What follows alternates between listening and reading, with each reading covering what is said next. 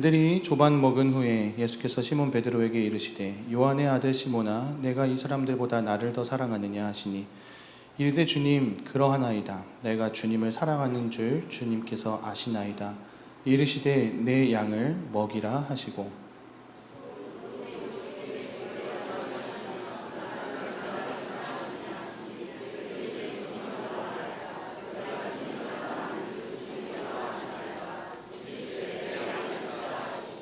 세 번째 이르시되 요한의 아들 시몬아 네가 나를 사랑하느냐 하시니 주께서 세 번째 내가 나를 사랑하느냐 하심으로 베드로가 근심하여 이르되 주님 모든 것을 아시오매 내가 주님을 사랑하는 줄을 주님께서 아시나이다.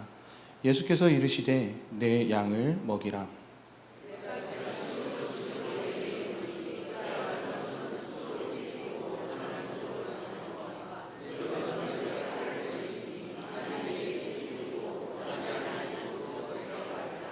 함께 읽겠습니다. 이 말씀을 하심은 베드로가 어떠한 죽음으로 하나님께 영광을 돌릴 것을 가리키심이로라.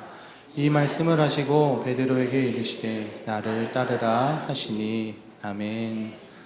네, 방금 빠른 찬양을 했잖아요. 근데 스마트워치에 운동을 했다고 기록이 되더라고요.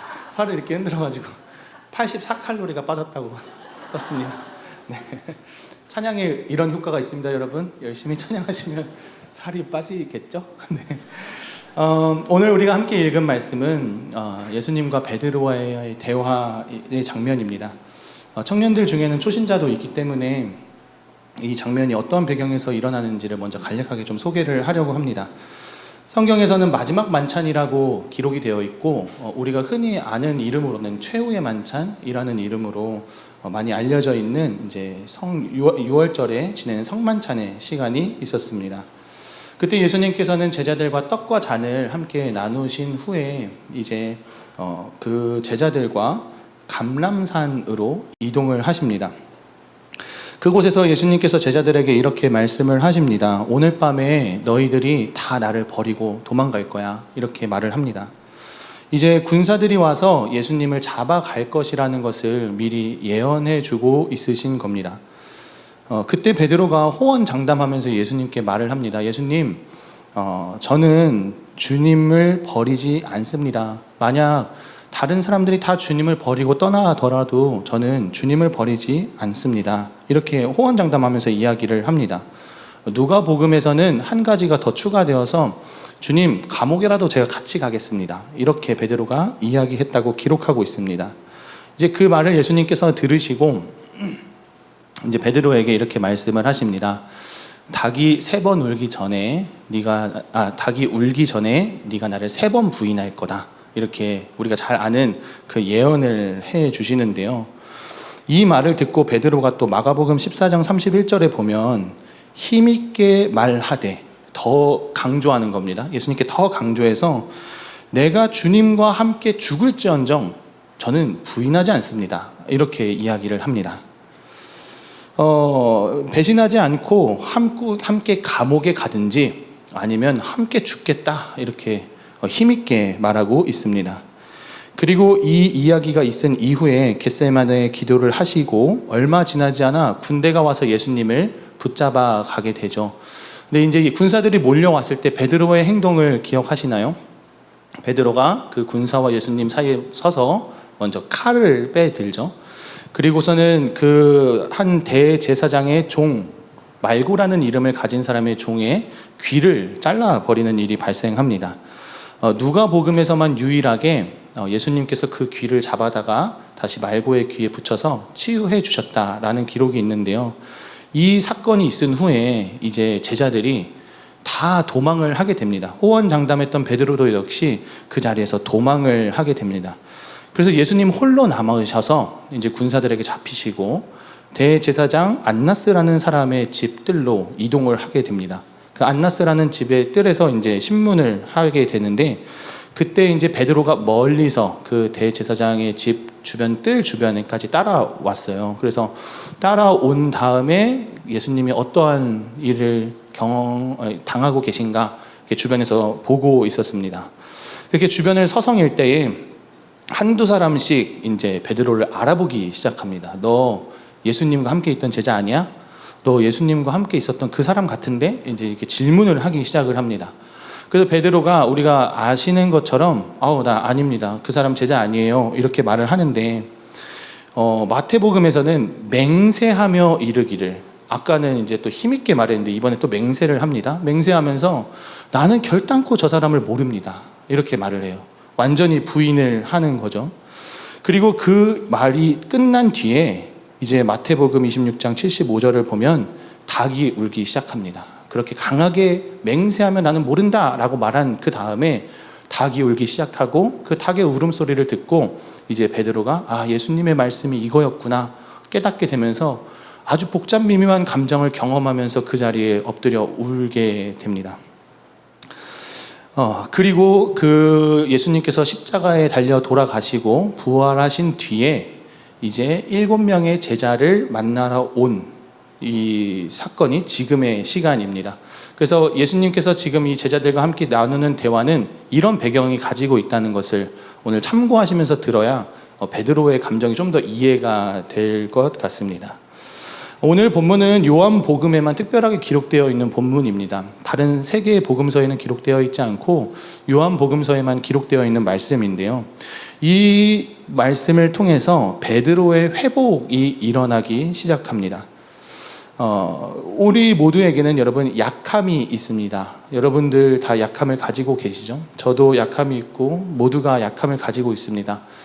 그런데 우리는 그 약함을 가리기 위해서 어떤 강점을 만들어내거나 아니면 더 강해 보이는 무엇인가를 이야기한다거나 그것을 숨기고 안 보이게 해서 살아가고 싶은 것이 우리의 마음인 것 같습니다. 근데 우리의 약점들을 숨기면서 살아가다가 들통날 때 혹은 의도치 않게 들켰을 때, 그것이 이렇게 알려졌을 때 우리는 분노하기도 하고 속상해하기도 하고 좌절하기도 하고 내 스스로를 어려워하기도 하는, 부끄러워하는, 또 수치스러워하는 그러한 일들을 경험하기도 합니다. 여러분들은 여러분의 약함을 어떻게 다루고 계신가요? 내 약함이 드러났을 때 그것을 어떠한 방식으로 다루고 계신가요? 일반적으로는 아까 앞서 나눈 것처럼 자신이 가지고 있는 강점을 부각시킵니다. 일반적으로는 그 강점을 더 부각시키고 더 강하게 만들고 약함을 숨기면서 또 힘을 기르면서 나는 이렇게 힘을 기르는 사람이야, 나는 이렇게 강함을 가지고 있는 사람이야 라는 것으로 세상에 증명하고는 합니다. 이것이 보통 일반의 모습인 것 같습니다. 이것이 세상에서 또 일어나는 방식이기도 한데요. 우리도 많이 그렇지 않나요? 우리도 약함을 좀 숨기고 강해 보이는 부분 혹은 남에게 좀 인정받고 칭찬받을 수 있는 부분을 더 좀 부각시키는 경향이 있는 것 같습니다. 그렇다면 여러분, 우리가 수치를 겪을 때, 우리가 부끄러움이 있을 때, 우리의 약함이 드러났을 때 복음은 무엇을 하고 있을까요?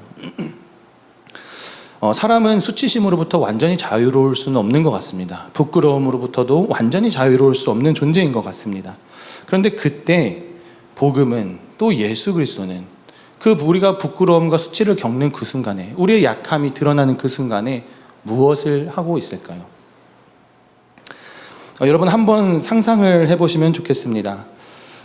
만일 여러분이 가장 부끄러워하는 한 정보가 있는데 그 정보가 모두가 볼 수 있는 미디어에 갑자기 노출이 된다면 어떨 것 같으세요? 요즘에는 SNS가 많이 발달하고 유튜브 많이 발달해서 갑자기 유튜브 박제가 돼버리는 겁니다. 내가 가장 부끄러워하는 일이 갑자기 유튜브에 게시가 되고 누군가에 의해서 게시가 되고 또 이 교회에 막 대예배실 올라오는 계단에 포스터로 막 붙여서 대자보처럼 써 있는 겁니다. 여러분 그런 것들을 경험하면 어떨 것 같으세요? 부끄러움이라는 단어로는 모자랄 만큼 부끄러울 것 같습니다. 그죠? 그냥 어디론가 숨어버리거나 이건 숨는 거로도 끝나지 않을 것 같은 부끄러움이 우리 마음에 있을 것 같습니다.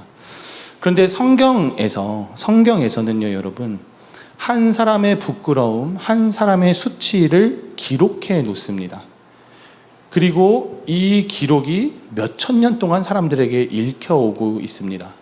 근데 예수님께서 또 성경에서 이 한 사람의 부끄러움, 어떤 그 한 사람의 수치스러운 부분을 기록할 때 그 당사자가 연약함이 드러나고 수치가 드러나고 그래서 정죄를 당해서 공동체에서 떨어져 나가거나 좌절하거나 아니면 회복 불능의 상태로 매장하기 위해서 그것을 공개하는 것이 아닙니다. 성경에서 많은 인물들의 약함과 수치와 연약함을 드러내는 그 이유는 그 일 뒤에 하나님이 도대체 어떠한 일을 행하셨는가, 그 사람이 약함을 경험했을 때 그 약함 뒤에, 수치 뒤에 예수님은 복음으로 어떻게 그 사람을 회복시키셨는가, 이것을 알려주고 있는 것입니다. 한 사람의 인생을 죽이는 것이 아니라 살리는 방향으로 가기 위해서 기록되어 있는 것입니다. 구약의 대표적인 인물 중에 우리가 알고 있는 부끄러움이 정확하게 드러나 있는 사람 혹시 기억나는 사람 있으세요? 다윗이죠. 다윗이 불륜을 저질렀습니다. 그렇죠? 다윗이 우리아의 본인의 부하 우리아의 아내를 이제 취하는 사건이 있는데, 다윗이 왕궁 옥상을 거닐다가 목욕을 하고 있는 한 여인을 보고 반해버립니다. 그래서 부하에게 저 목욕을 하고 있는 여인이 누구야? 좀 알아봐. 이렇게 이야기를 하니 그 사람이 우리아의 아내 밧세바였죠. 그리고 밧세바를 부르고 밧세바가 임신을 하게 됩니다. 그래서 그 사실을 알고 또 바울은 그때 좀 멈추면 좋겠는데 그것이 아니라 우리가 잘 알다시피 우리아를 전쟁터에 내보내죠. 그렇죠? 그래서 우리아가 그곳에서 죽게 됩니다. 다윗의 행동을 보면 도대체 어떻게 사람이 저럴 수가 있어, 어떻게 본인한테 충성하는 그 부하의 아내를 취하기도 하고 의도적으로 그 사람을 죽일 수가 있어, 이렇게 생각할지도 모릅니다. 다윗에게 있어서는 부끄럽고 없애버리고 싶은 사건이죠. 근데 여러분, 우리는 이 사건을 어떤 경로로 통해서 알게 되었죠? 다윗의 이 모든 이야기를 성경을 통해 알게 되었습니다. 하나님께서는 이 다윗의 모든 수치, 부끄러움을 굳이 기록하셔서 몇천 년 동안 우리에게 읽게 하고 계십니다. 심지어 이제 마태복음에서는 예수님의 족보를 나열할 때 다윗이 밧세바에게서 솔로몬을 낳았다 이렇게 말하지 않고 우리아의 아내에게서 솔로몬을 낳았다 이렇게 말합니다. 그래서 그 신약에 오는 맨 첫 번째 족보의 나열에서도 우리아의 아내라고 기록을 하면서 다윗의 실수와 잘못이 여전히 그 족보에도 남아있는 것을 보게 됩니다. 여러분의 치부가, 여러분의 연약함이 대대손손 읽혀지고 대대손손 몇천 년 동안 기록이 되어서 알게 된다면 정말 그것은 너무 생각하고 싶지 않은 끔찍함일 것 같습니다. 그러나 하나님께서는 다윗의 죄와 그 실수, 연약함을 기반한 행동들을 굳이 남기시고 이것을 우리에게 보여주시면서 얘야, 또 성경을 읽는 독자들아, 하나님이 도대체 누구신지를 알아야 된다라고 말해주고 계십니다. 또 더군다나 오늘의 말씀에 좀 더 집중을 해보면 베드로의 모든 실수가 있었죠. 호언장담하고 예수님을 따르겠다고 하고 하지만 배신했던, 부인했던 그 모든 것이 기록으로 남아 있습니다. 그래서 예수님께서는 이 베드로의 그 수치와 부끄러움을 성경 고스란히 남겨놓고 우리에게 읽게 하시는데요.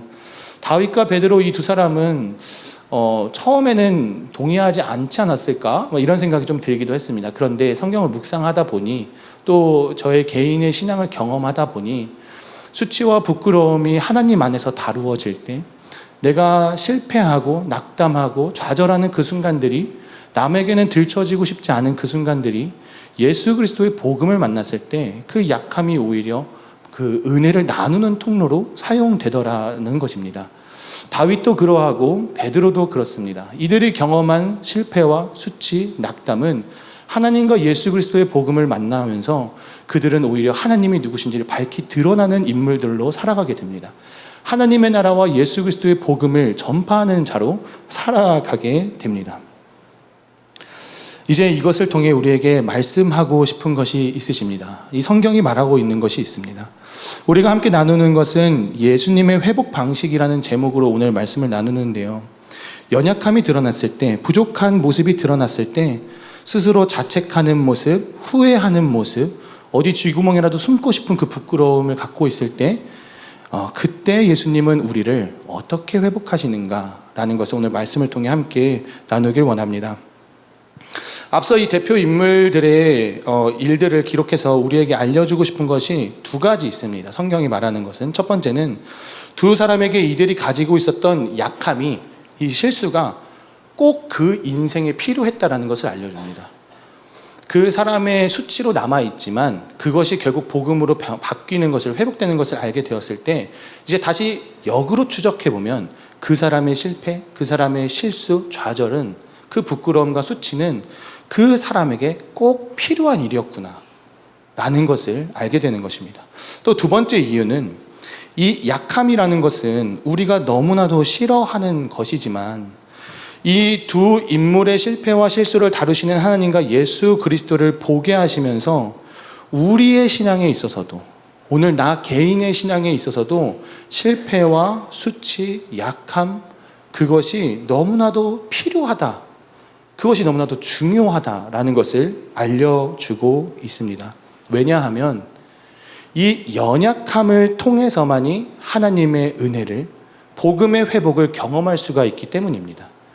내가 얼마나 연약한 존재인가, 내 안에 얼마나 큰 죄가 있는가를 직면하고 알게 되었을 때 그때 하나님의 은혜와 복음과 그 회복을 경험하게 되기 때문입니다.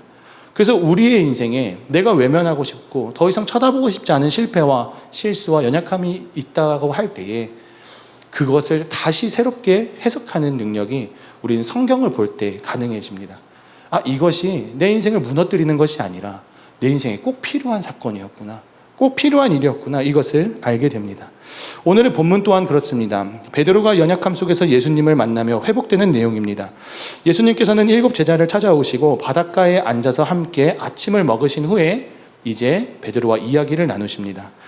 우리가 읽은 앞부분 1장 7절을 보면 베드로는 예수님이라는 것을 알자마자 겉옷을 입고 바다로 뛰어내려서 예수님께 막 갑니다. 그러니까 베드로는 예수님을 갈릴리에 와서, 제자들이 먼저 갈릴리에 와서 예수님을 기다리고 있었는데 그때 예수님이라는 것을 알자마자 베드로는 황급히 예수님께 나아갑니다. 반가움과 사랑과 여러 가지 복합적인 감정이 있었을 것입니다. 그렇게 애타게 기다렸던 예수님을 만나고 아침을 먹고 이제 예수님께서 질문하십니다. 야 베드로야, 요한의 아들 시몬아, 네가 나를 이 사람들보다 더 사랑하니? 베드로는 주님 그러하나이다. 주님께서 내가 주님 사랑하는 줄 아십니다. 이때 예수님은 내 어린 양을 먹이라. 또 두 번째 물으십니다. 시몬아, 네가 나를 사랑하냐? 베드로는 주님 그렇습니다. 내가 주님 사랑하는 줄 주님께서 아십니다. 그 예수님께서 내 양을 치라. 세 번째, 요한의 아들 시몬아, 네가 나를 사랑하느냐라고 물어보십니다. 이제 세 번째 물어보실 때에 베드로가 근심했다고 나오죠. 이제 이 마음이 편치가 않습니다. 근심한 상태에서 주님, 내가 주님을 사랑하는 줄 주님께서 아시나이다 라고 고백할 때 예수님께서는 내 양을 먹이라 라고 말씀하시고 그 뒤에 18절에 이제 베드로가 어떻게 죽음을 맞이하게 될 것인가를 예언하십니다. 그리고 그 뒤에 이제 나를 따르라 라고 말씀을 하십니다. 여러분 한번 그 상황을 상상해 보셨으면 좋겠습니다. 베드로가 3번을 부인했잖아요, 그렇죠? 근데 예수님께서 3번을 동일하게 물어보십니다.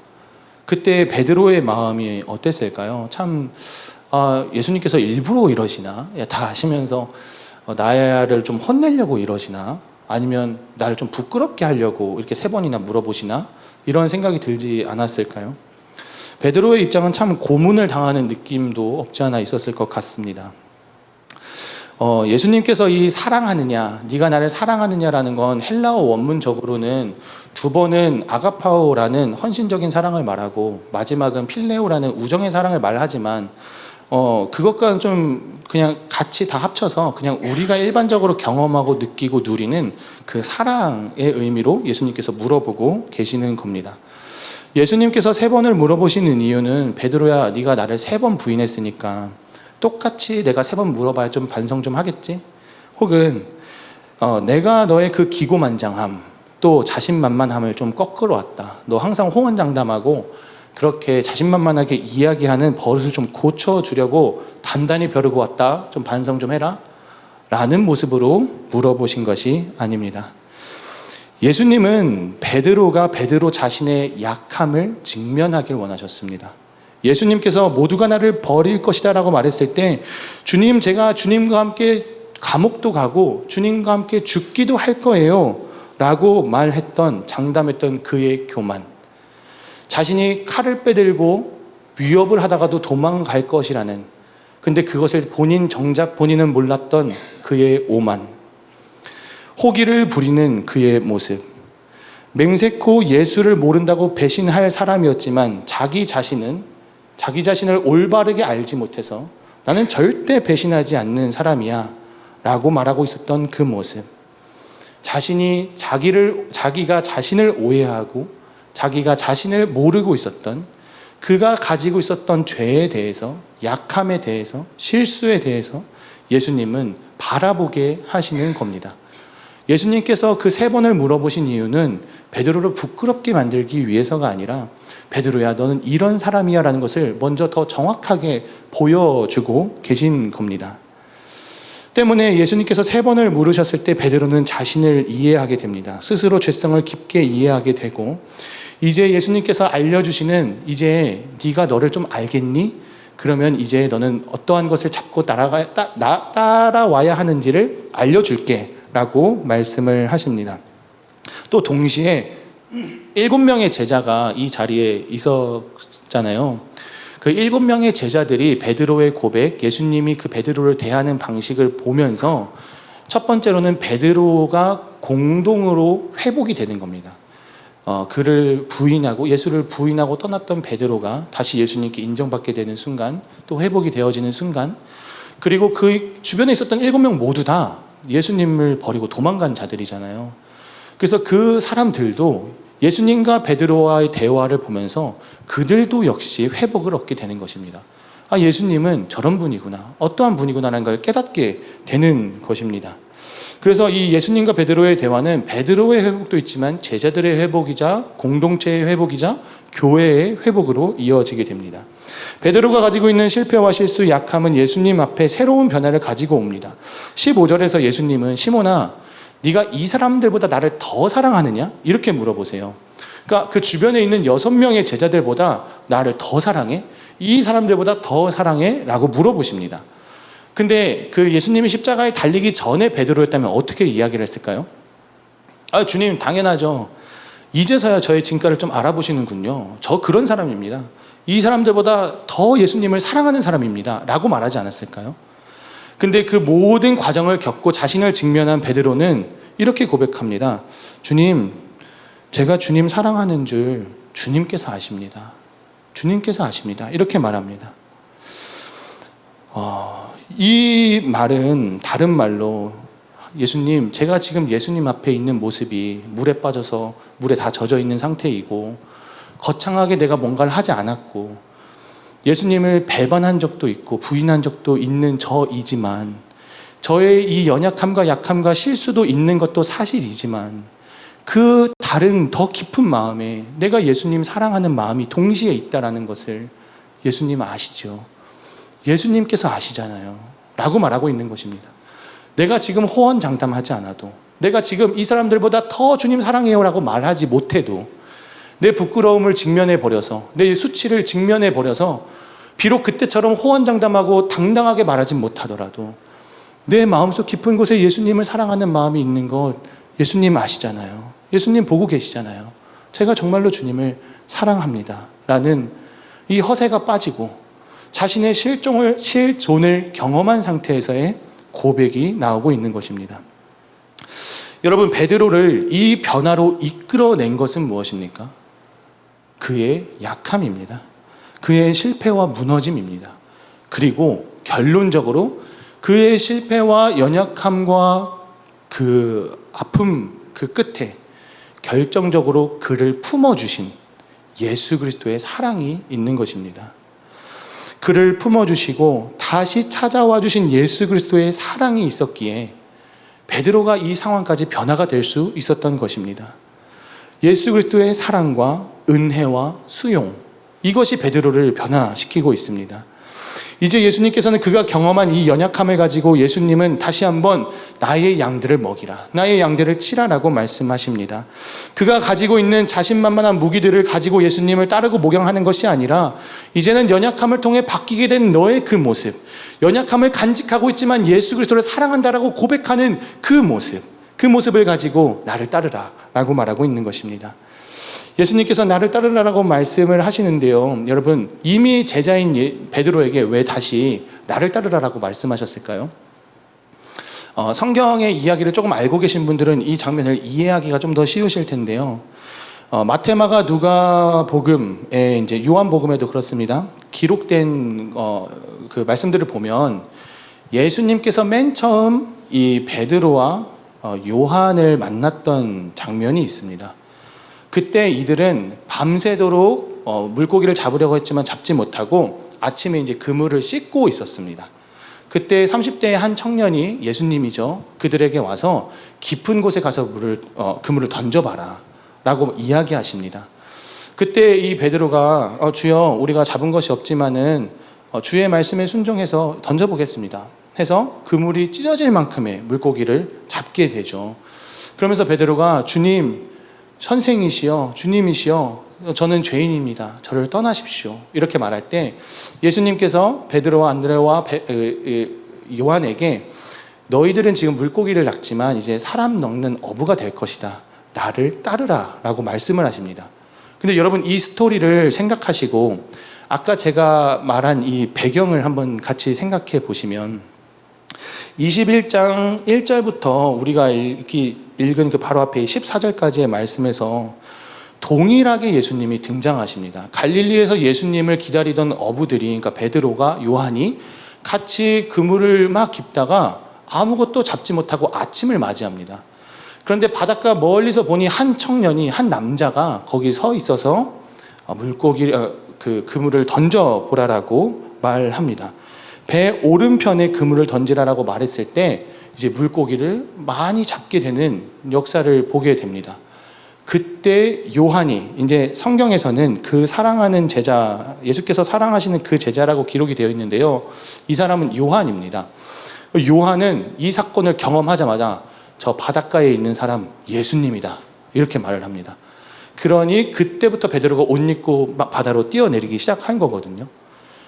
예수님께서 이 제자들을 맨 처음 부르실 때와 아주 동일한 방식으로 물고기를 잡게 하시고 기적을 경험하게 하시고 순종하게 하시고 다시 나를 따라오라라고 동일한 구조로 부르고 계신 것입니다. 또 왜 예수님께서 동일한 구조로 부르셨을까요?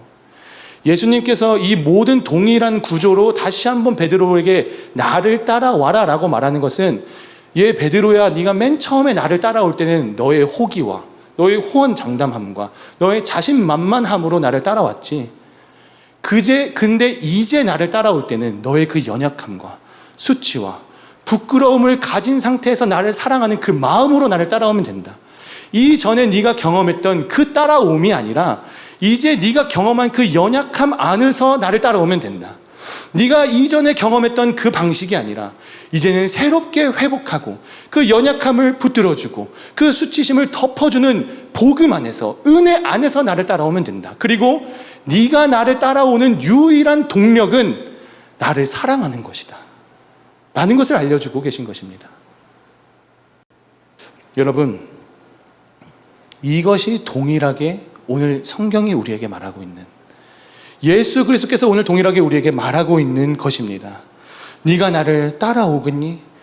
네가 나를 믿겠다고 고백한 그 순간부터 지금까지 살아오면서 어떤 직분과 강점과 연약함을 숨기기 위해 전전긍긍했던 삶이 아니라 나를 만난다면, 나를 안다면 너의 연약함과 수치는 아무것도 아니고 예수 그리스도의 복음 안에서 다시 회복되어지는, 그리고 예수 그리스도의 사랑을 경험하게 되는, 그것이 예수를 따라가는 유일한 동력이 되어지는 그 은혜를 경험하게 될 것이다 라는 것을 오늘 우리에게 말씀해 주고 계시는 것입니다. 너의 능력, 가정의 배경, 소유, 직분, 신앙의 연수가 아니라 나를 따라오는 유일한 동력과 방법과 그 길은 나를 사랑하는 것이다 라는 것을 오늘 우리에게 말씀해 주고 계시는 것입니다.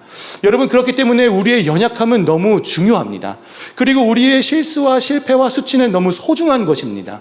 우리는 거들떠보고 싶지도 않고 다시 생각하고 싶지도 않은 그러한 순간들이 있겠지만은 예수 그리스도께서는 네가 그것을 감춘 상태에서 나를 따라올 수는 없다.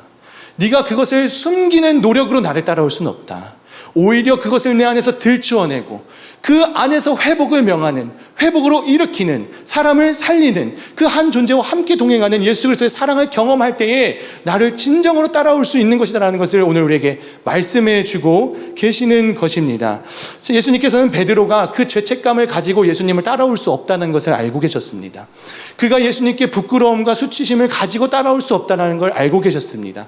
그래서 베드로는 마음에 근심이 있었지만 동시에 예수님께서는 그를 향해 네가 나를 사랑하니? 더 사랑하니? 사랑하니라고 계속해서 물어보시면서 예, 베드로야, 너는 실패했고 좌절했고 나를 부인한 그 죄책감 안에 묶여 있지만 너는 네 스스로가 실패했다고 생각하지만 나는 다시 너에게 내 양을 맡긴다 라고 얘기해 주고 계시는 것입니다. 이것이 오늘 우리에게 주는 메시지는 무엇입니까? 우리의 인생이 실패하고 좌절하고 쳐다보고 싶지 않은 연약함이 있지만 얘야, 네 인생 거기서 끝이 아니야. 너의 인생 거기서 무너지는 것이 아니야. 그 연약함과 수치와 부끄러움과 숨기고 싶었던 그것을 이제는 내 안에서 자유롭게 열어놔도 괜찮아. 그것을 가지고 나와 함께 동행해 나가면 되는 거야. 그 안에서 내가 회복을 명하고 예수 그리스도를 사랑하게 되는 그 은혜를 누리게 할 것이다라는 것을 말씀해 주고 계시는 것입니다. 만일 우리가 청년부 안에서 나는 이 정도면 괜찮지 않을까? 나는 청주 주님의 교회 성도로서 이 정도면 평균이거나 평균 이상의 괜찮은 성도가 아닐까? 내가 생각해도 나는 좀 흠이 없는 것 같은데 그래도 나름대로 정직하고 도덕적이고 윤리적으로 주일 성수하며 올바르게 지내고 있는 것 같은데 나는 괜찮은 성도가 아닐까라고 생각할지도 모르겠습니다. 그러나 내 인생의 실존과 죄성의 깊이를 이해하지 못한다면, 인간의 한계를 모른다면 우리는 하나님의 은혜를 경험하는 더 깊은 자리로 나아가기가 어려울 것입니다. 예수님은 베드로를 통해 우리가 가지고 있는 연약함이 있는데 그것을 숨기기 위해 애쓰며 살아가는 것이 아니라 진정으로 예수 그리스도 안에 그 회복을 누리며 살아가기를 원하고 계십니다. 때문에 오늘 말씀에서 예수님의 회복의 방식은 약함을 강함으로 바꾸어 주는 것이 아니라 내 연약함에도 불구하고 내 연약함이 그대로 있지만서도 그걸 그대로 끌어안아 주시는, 그대로 받아주시는, 우리가 불안할 마음이 하나도 없을 만큼 안정적으로 받아주시는 그 예수 그리스도의 사랑 안에서 우리는 다시 한번 예수 그리스도의 사랑을 알게 되고 은혜를 알게 되며 이제는 수치와 실패와 부끄러움이 아니요 그리스도의 은혜를 경험하게 되는 재료로서 우리 신앙의 걸음으로서 그것들이 사용되게 된다는 것이, 그것을 알게 하시는 것이, 경험케 하시는 것이 오늘 말씀에서 알려주는 예수님의 회복 방식입니다. 다윗이 그랬듯, 베드로가 그랬듯, 예수의 제자들을 박해했던 바울이 그랬듯, 자신의 실수와 또 실패, 그 모든 용서받은 죄의 내용들이 예수님 앞에 나아가실 때에 예수님께서는 그것을 너 왜 그랬니? 지난날 왜 그렇게 살았니라고 말씀하시는 것이 아니라 괜찮다, 복음으로 내가 너를 새롭게 할 것이다 라고 다시 한번 말씀해 주실 것입니다. 네, 말씀을 마무리하겠습니다. 우리는 우리의 삶 속에서 얼마나 자주 약함을 경험하고 계신가요? 자주 그 약함을 은혜로 가지고 가고 계신가요? 약함이 은혜를 만나게 되었을 때 우리는 이제 자기 연민에서 나오게 될 것입니다. 약함이 은혜를 만나게 되었을 때 스스로에게 실망하며 머물러 있던 그 순간에서 다시 한번 일어날 수 있는 힘을 얻게 될 것입니다. 우리가 이제 할 일은 예수 그리스도께 마음을 열고 우리의 약함을 오히려 그분께 마음껏 드러내는 것입니다. 내 부족함을 오히려 주님께 맡겨드리는 것입니다. 그 상처 속에서 내가 이것을 말씀드리면 나에게 뭐라고 하시진 않을까? 내가 이것을 드러내면 부끄러워지진 않을까? 주저할 수 있습니다. 그러나 그렇게 되지 않습니다. 예수님께 부끄러움을 내보이는 것, 연약함을 말하는 것은 오히려 더 예수님께서 원하시는 것입니다. 그리고 그 안에서 회복을 하게 하시고 그러므로 우리가 다시 예수 그리스도를 사랑하게 하는 그 믿음의 순환을 이루어내 주실 것입니다. 이제는 교회 안에서도요, 여러분, 특히 청년 여러분, 자신을 숨기기 위해서 피곤하게 살 필요 없습니다. 그렇다고 마음대로 생활하라는 건 아니라는 건 알죠. 하지만 내 연약함과 부끄러움과 실수와 수치가 이거 드러나면 어떡하지? 이 공동체에서 내가 안전한 걸까? 라는 것이 아니라 오히려 그 약함을 나누고 서로 기도해주며 그 한 존재의 회복을 같이 누리는 것이 공동체입니다. 그렇기 때문에 약함을 숨기기 위해 애쓰기보다 오히려 그것을 공동체의 기도 제목으로 내놓아 함께 기도하기를 바라며 그 하나님의 사랑과 은혜를 함께 경험해 나가는 우리 모두가 되시기를 소원합니다. 함께 찬양하시고 기도하는 시간 갖도록 하겠습니다.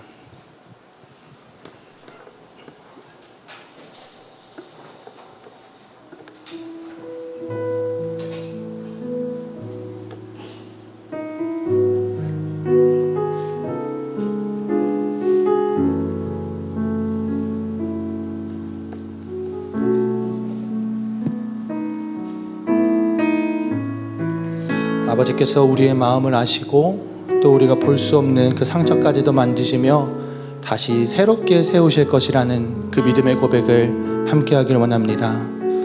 아바 아버지,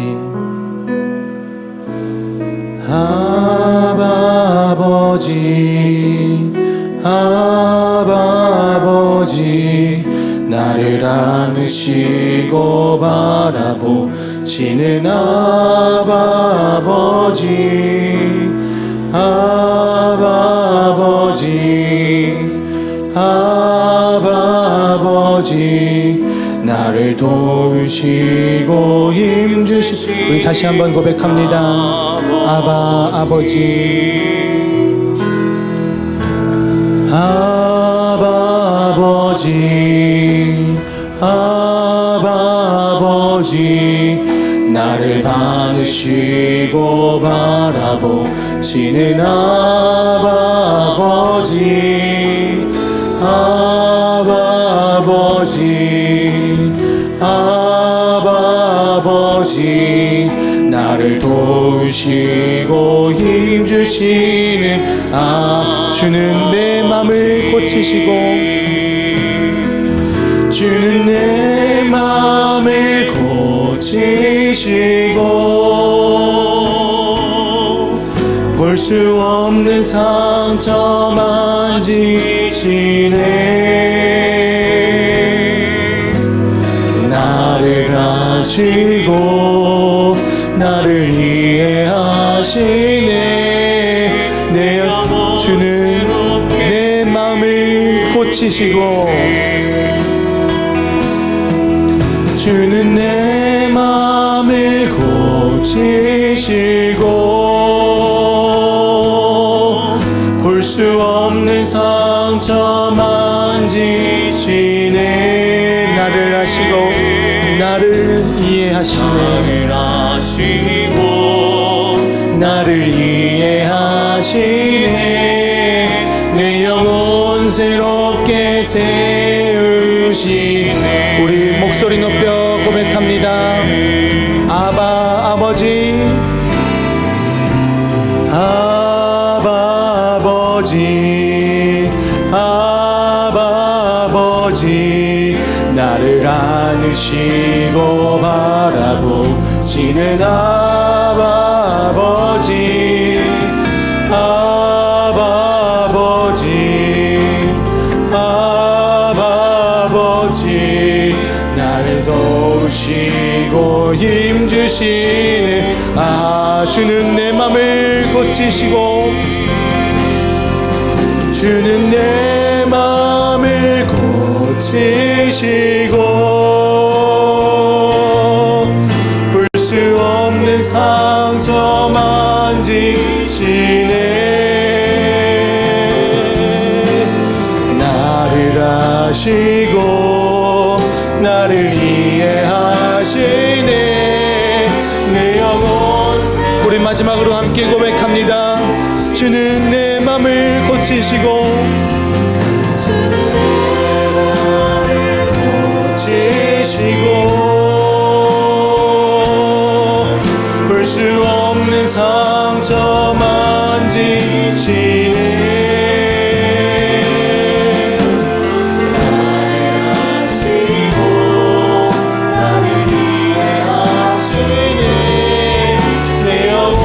새롭게 세우시네.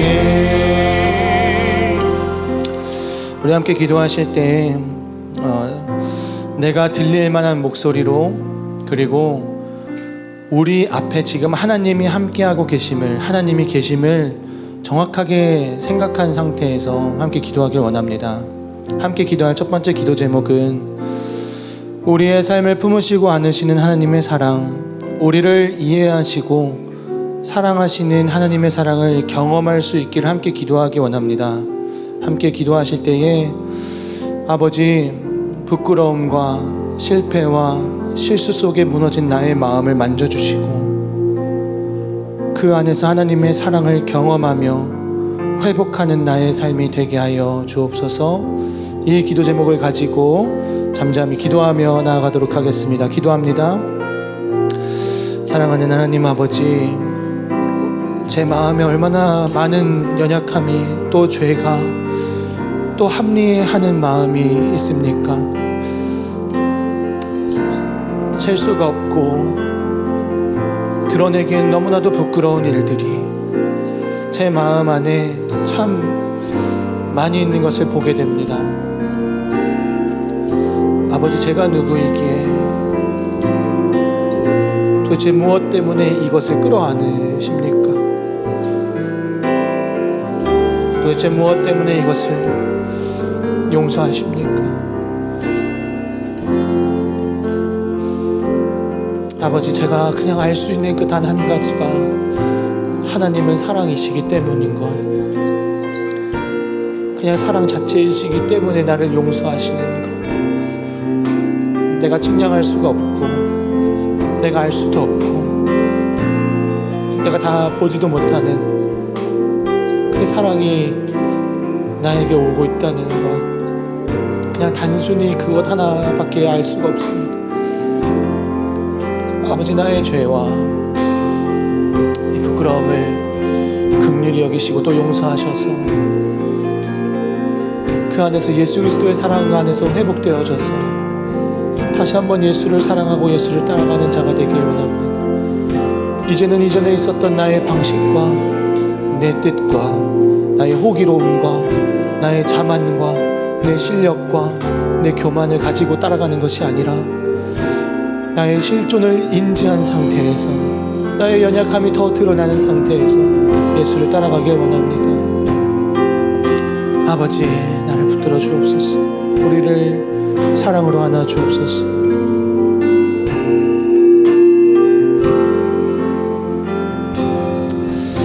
우리 다음으로 함께 두 번째로 기도하겠습니다.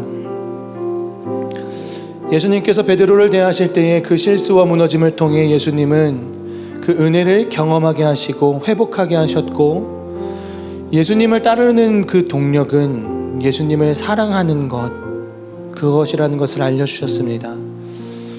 오늘 우리가 그리스도인의 길을 걸어갈 때 꼭 거쳐야 하는 것은 죄에 대한 회개와 연약함 속에 함께 하시는 예수 그리스도의 은혜를 경험하는 것입니다.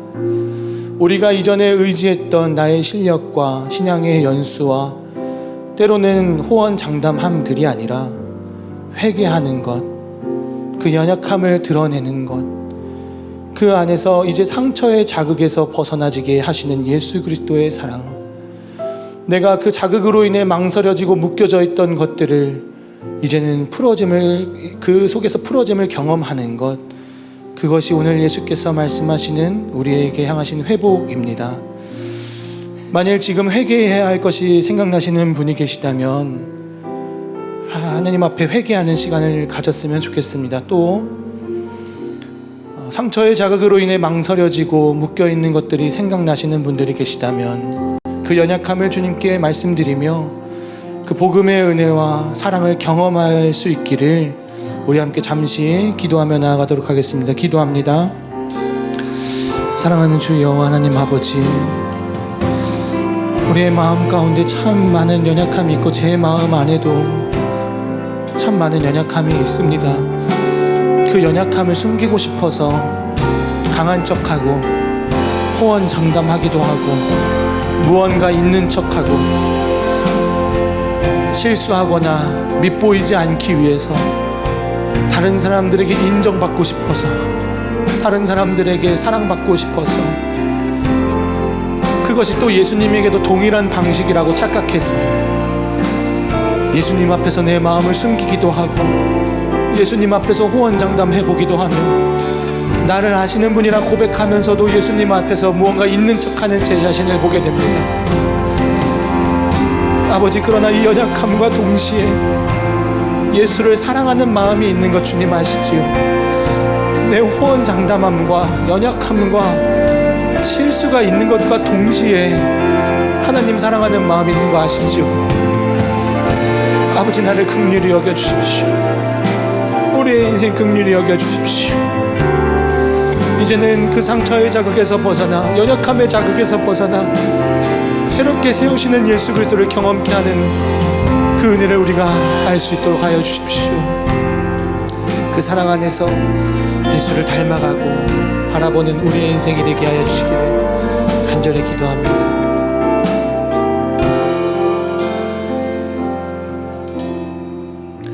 사랑하는 하나님 아버지, 우리의 실패와 실수, 연약함 속에서도 우리를 품어주시고 우리의 마음을 고쳐주시며 또 새롭게 하여 주시는 그 은혜를 허락하여 주시니 감사드립니다.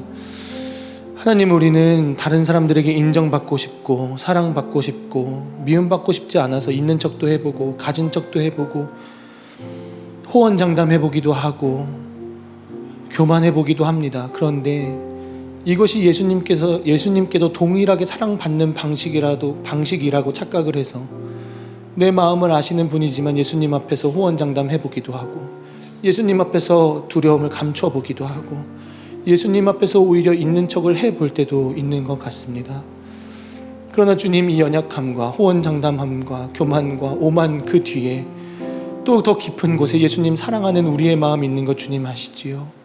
그 마음을 받아주셔서 우리의 인생을 긍휼히 여겨주시고 다시 한번 그 회복의 길 가운데 이제는 나의 자만이요 교만이요 오만이요 가진 실력이요 그런 것들로 예수를 따라가는 것이 아니라 예수 그리스도 안에서 연약함을 드러내며 수용되어지고 사랑받는 인생이 무엇인지를 경험하여서 그 예수 사랑함이 동력되어 예수를 따라가는 우리 모두가 될 수 있도록 은혜를 더하여 주옵소서.